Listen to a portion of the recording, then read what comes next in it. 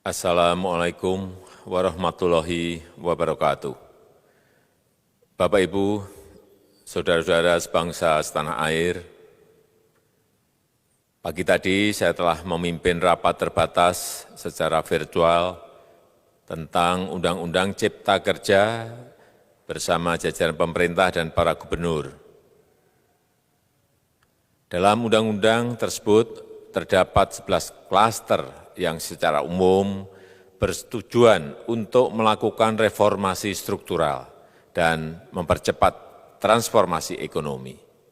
Adapun klaster tersebut adalah urusan penyederhanaan perizinan, urusan persyaratan investasi, urusan ketenagakerjaan, urusan pengadaan lahan, urusan kemudahan berusaha, urusan dukungan riset dan inovasi, urusan administrasi pemerintahan, urusan pengenaan sanksi, urusan kemudahan pemberdayaan dan perlindungan UMKM, urusan investasi dan proyek pemerintah, serta urusan kawasan ekonomi.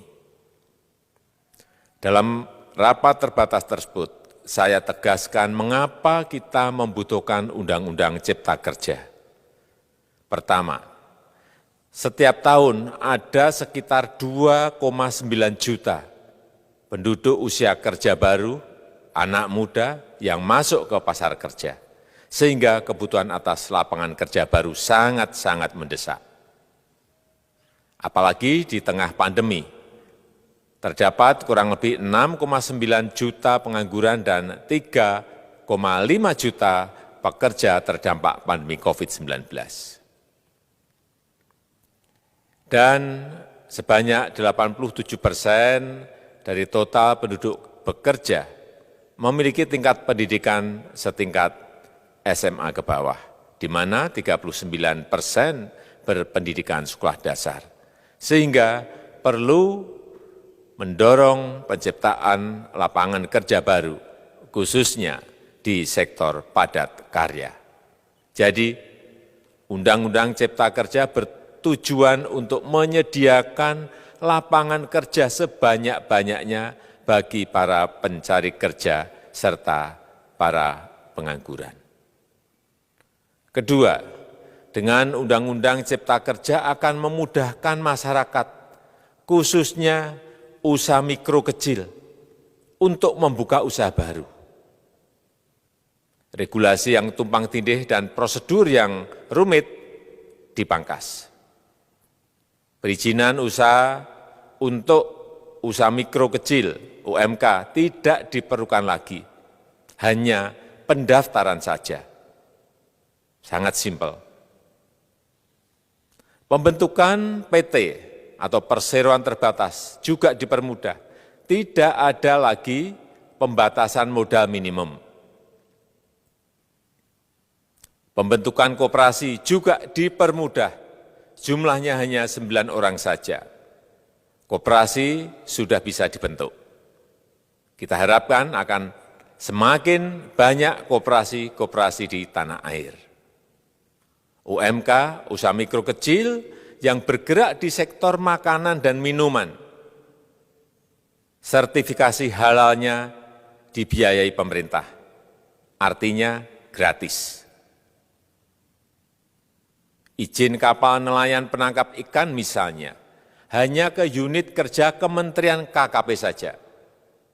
Kalau sebelumnya harus mengajukan ke Kementerian KKP, Kementerian Perhubungan, dan instansi-instansi yang lain. Sekarang ini cukup dari unit di Kementerian KKP saja.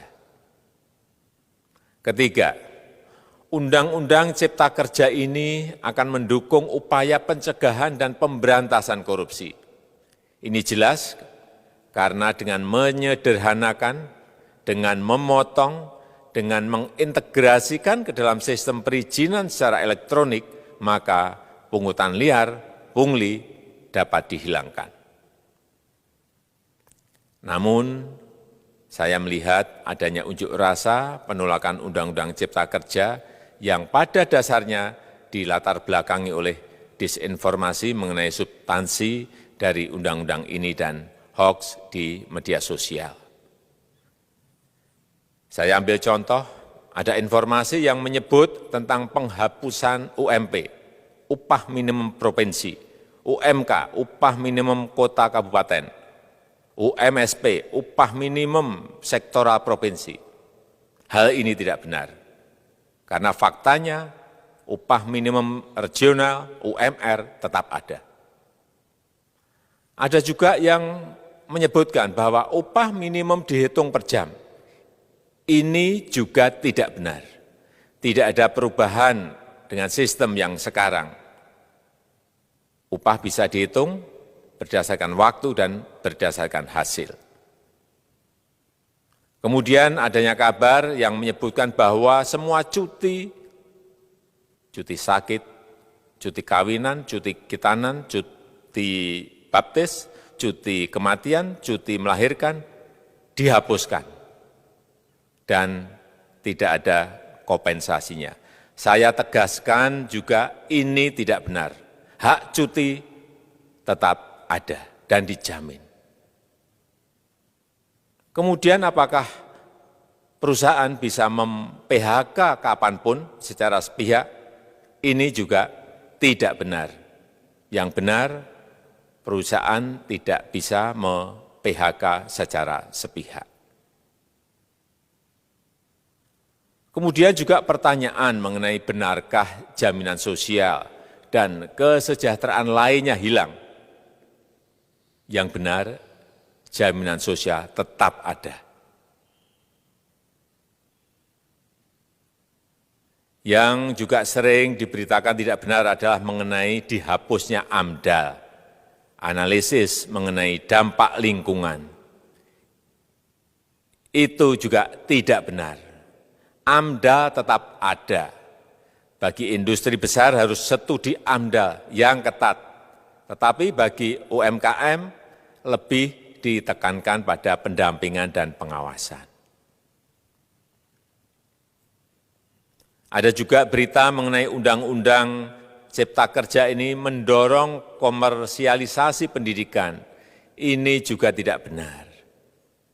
Karena yang diatur hanyalah pendidikan formal di kawasan ekonomi khusus, di KEK.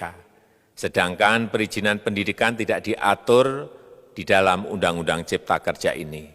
Apalagi perizinan untuk pendidikan di pondok pesantren.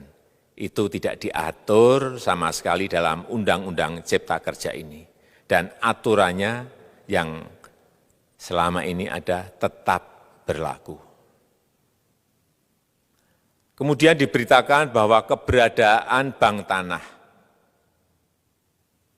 Bank tanah ini diperlukan untuk menjamin kepentingan umum, kepentingan sosial, kepentingan pembangunan nasional, pemerataan ekonomi, dan konsolidasi lahan serta reforma agraria.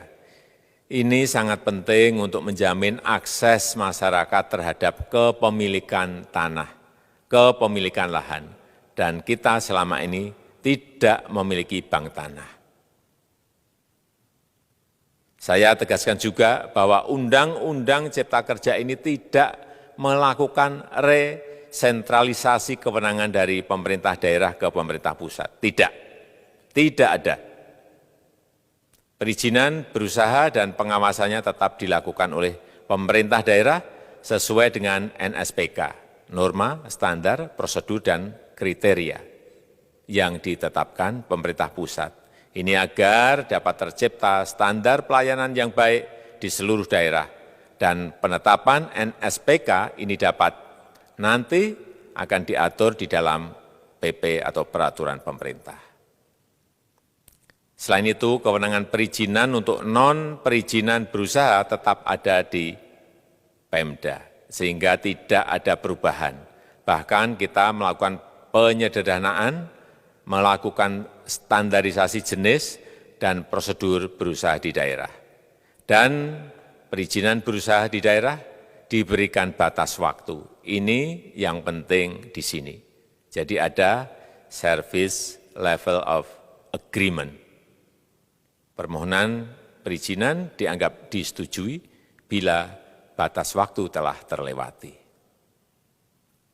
Saya perlu tegaskan pula bahwa Undang-Undang Cipta Kerja ini memerlukan banyak sekali peraturan pemerintah atau PP dan peraturan presiden atau Perpres.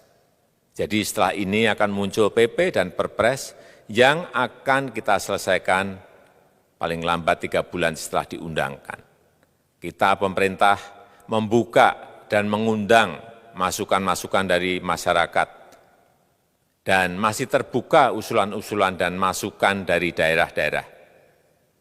Pemerintah berkeyakinan melalui Undang-Undang Cipta Kerja ini jutaan pekerja dapat memperbaiki kehidupannya dan juga penghidupan bagi keluarga mereka. Dan kalau masih ada, jika masih ada ketidakpuasan